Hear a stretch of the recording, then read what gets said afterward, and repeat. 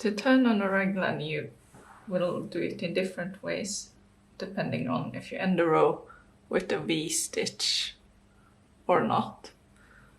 But the idea is the same, that you will need to join to your first stitch of the round you just made. And here I'll show you how to make the join when you end the row with the V-stitch. So I've made almost a full round. I have my final V-stitch left, which will be done in the V-stitch of the previous round. That's here. So I go ahead and complete my final V-stitch of the round.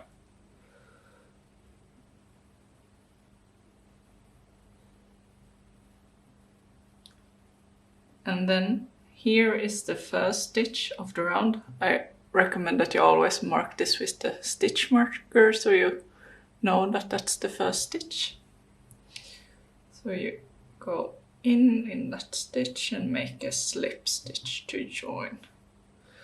Then to get a bit extra space, I usually chain one here. And then you'll turn your project. So now we have the V-stitch we just made here on this side. You can always see that by pulling aside a bit.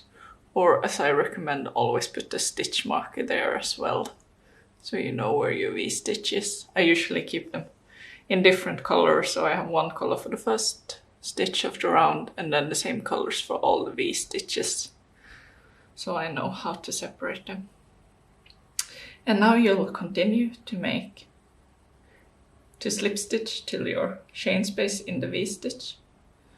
So here I just make one slip stitch to my V-stitch, to the chain space in the V-stitch.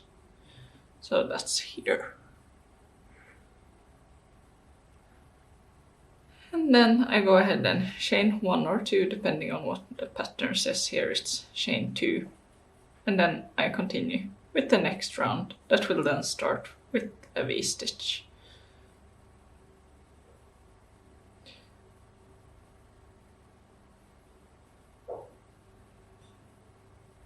And then I would mark this first stitch here with the stitch marker, so I know that that's the first stitch of the round.